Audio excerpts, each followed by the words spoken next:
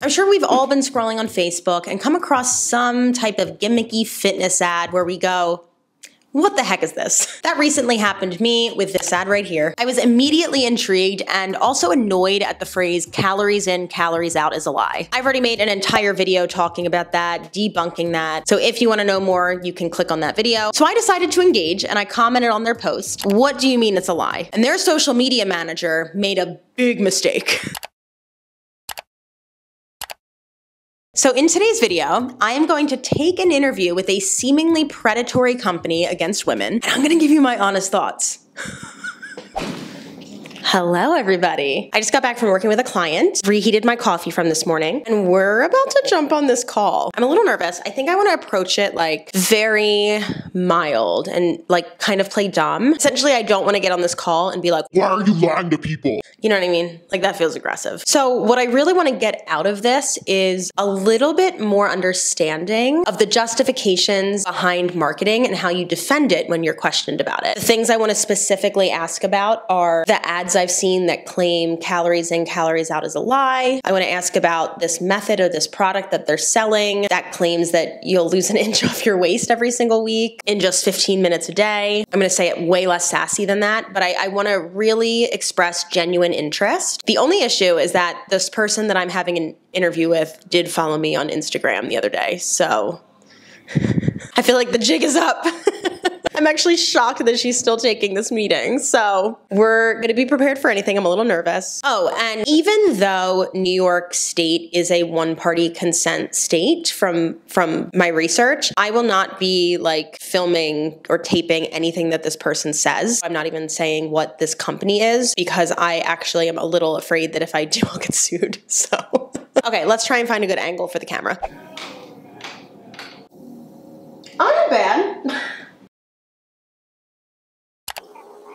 Yeah, so I'm working out primarily from home right now and, focusing on those muscle groups. And I think the biggest thing is like consistency for me.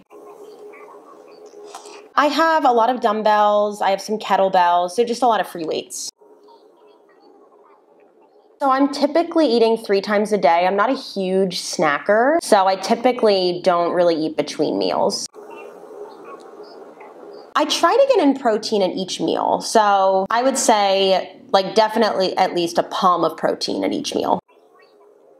Not necessarily like lose weight, like I don't really care about the number on the scale, but I mean I have like a very flat butt normally, so I guess like building that up more would be nice.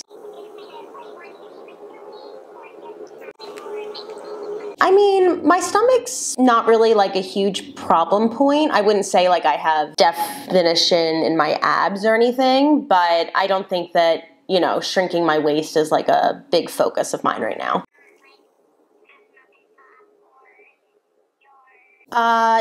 Yeah. Or no, like yes, I agree.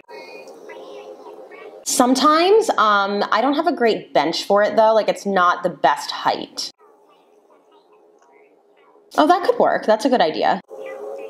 I'm 33. I guess like normal, I would say. I don't really know how I would measure that, I guess.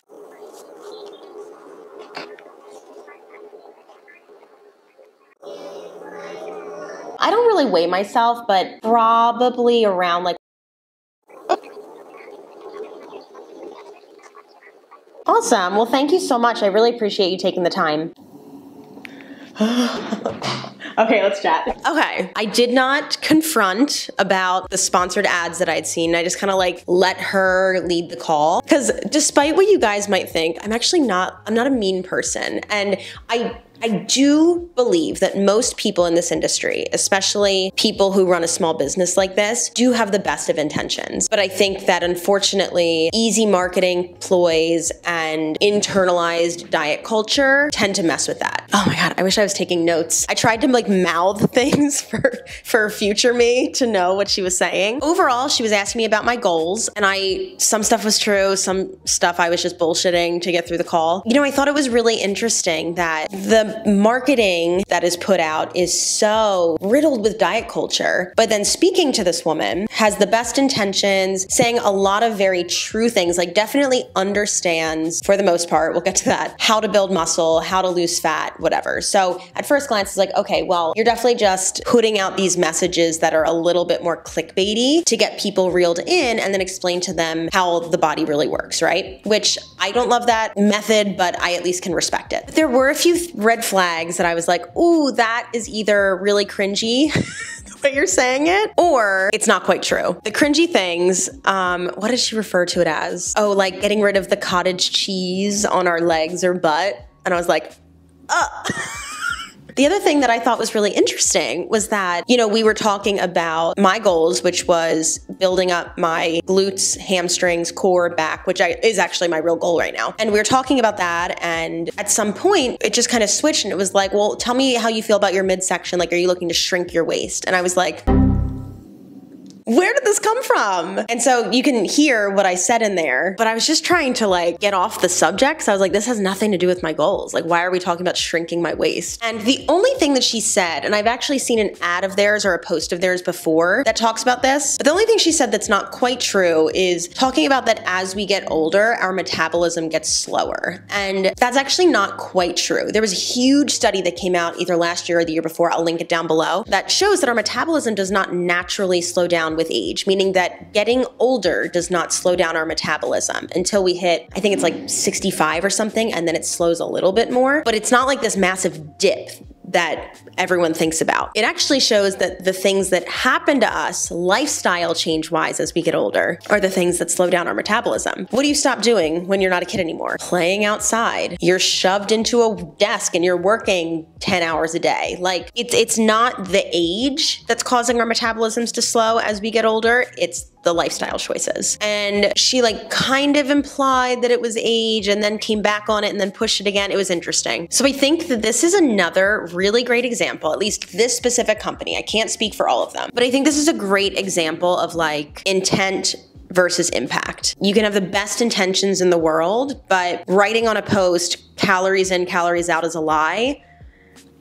I don't think the impact of that is great. Because what you're doing is continuing to feed misinformation to women. And instead of saying it's a lie, just explain hey, tracking your calories might not work for you. You might have stuff going on in your life that is causing your resting metabolic rate to be lower, and it might be really challenging for you to get into a deficit. Instead, let's focus on building up your lean muscle mass so that we can increase that resting metabolic rate. You can then eat more and you can live happier. Now, unfortunately, that shit doesn't sell, but I don't know. I'm running a business that way, so maybe we all should. I would love to hear how you guys feel as a consumer of fitness and health products. So make sure you hit that subscribe button so you don't miss out, and I will see you all in the next one.